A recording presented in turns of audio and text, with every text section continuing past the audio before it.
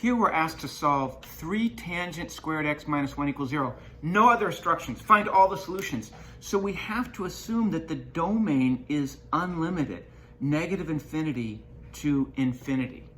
All right. So our methodology will be the same. We're going to try to isolate tangent x. Let's add one both sides. 3 tangent squared x equals 1. Divide both sides by 3.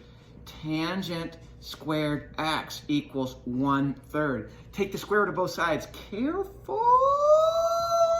We have plus or minus the square root of 1/3.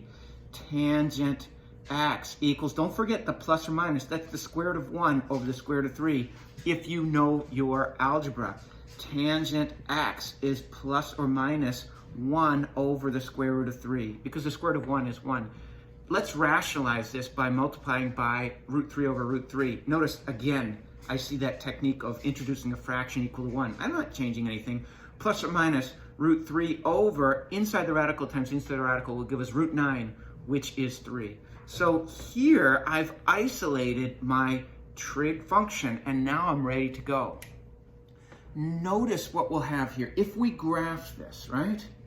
If we graph this, see how nice it is that I know that this is what the tangent function looks like, and this is x equals pi over 2, and x equals negative pi over 2. And then the next one comes up, and we have like that, and like that.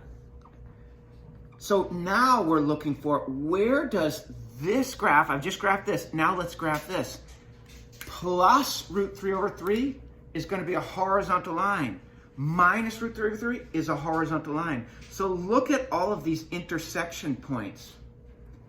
Now, if I'm talking about tangent, if I could find these two, I could find the next ones by adding pi, because the period of tangent is not 2 pi, it's pi. And I could find the next one by subtracting pi. If I found this one, I could find the next one by adding pi. And I could find the previous one by subtracting pi. But this goes on forever and ever in both directions. So if I add pi n, where n is an integer, I'd find all of the infinite solutions. Let's see what that looks like on the unit. Split tangent x equals plus or minus root 3 over 3 into two different problems. Tangent x equals plus root 3 over 3, and tangent x equals minus root 3 over 3. I'll draw my unit circle here. Well, tangent is opposite over adjacent. Where is tangent positive? Here and here. Notice, they're always going to be directly across from each other. I can draw a straight line in these two quadrants. Now, let's talk about our reference angle, root 3 over 3. Clearly, a tangent for a 45 degree or pi over 4 reference angle is going to be opposite over adjacent, which is going to give us root 2 over 2 over root 2 over 2, which simplifies to 1.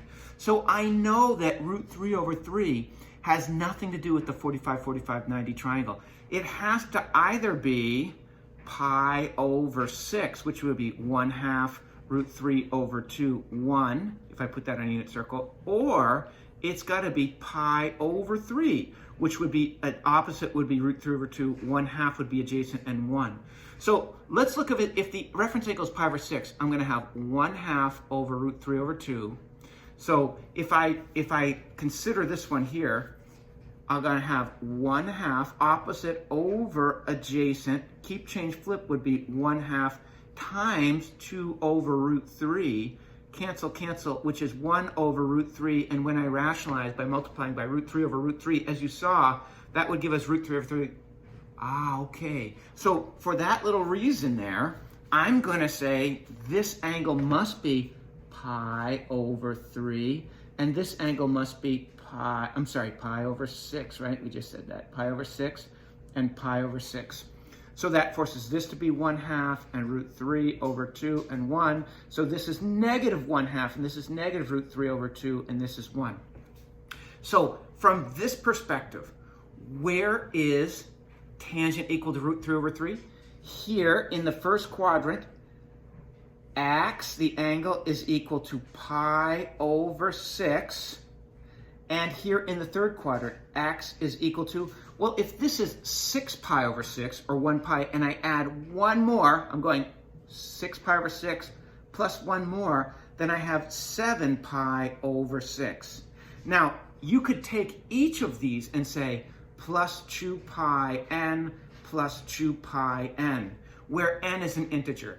I'm going to say this up front. N is an integer. -3, -2, -1, 1, 2, 3, etc. 0, 2, by the way. All right, so there are my two answers. I took this answer in the first quadrant and I added 2 pi n to it. Notice, if I add 2 pi, it's coterminal, I'm back there. If I add 4 pi, coterminal, I'm back there. Same thing here. If I take this answer, 7 pi over 6, and I add 2 pi to it, or I subtract 2 pi, or, wait for it, multiples of 2 pi, like 4 pi or 6 pi, every time I go around the circle once, I'm adding or subtracting 2 pi, depending on which direction I go.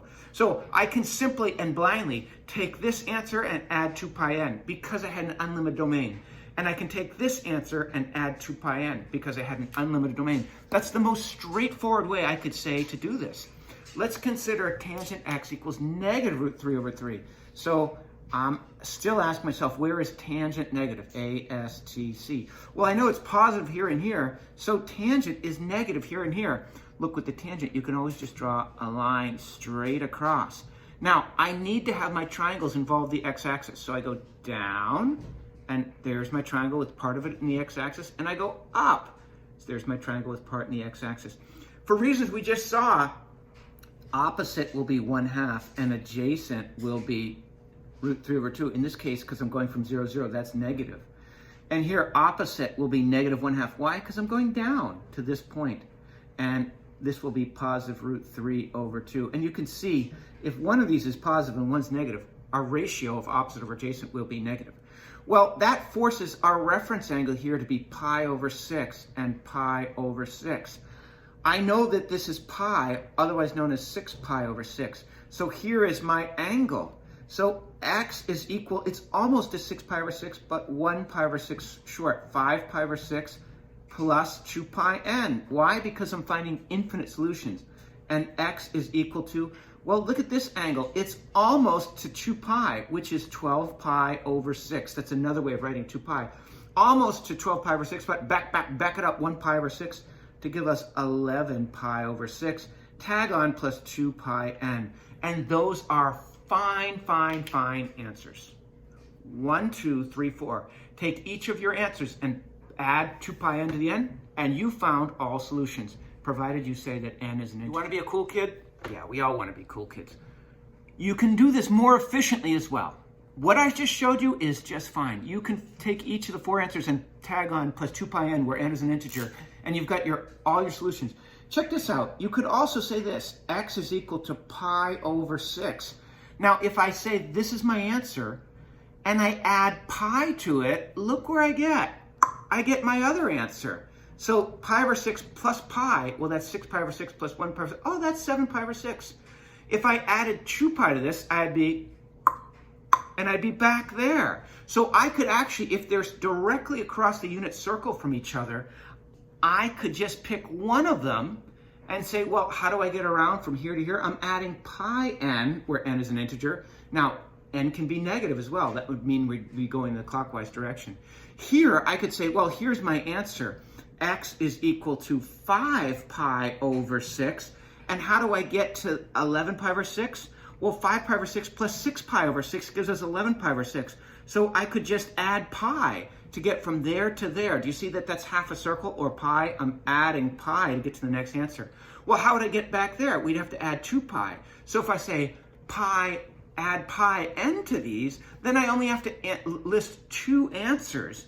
And since I've cut down the jump or the interval to the next answer, I'm not saying plus 2 pi n, which is around 1 full circle. I'm saying plus pi n, which is half the circle. If you don't like this way, don't use this way. But it's a way to be more efficient.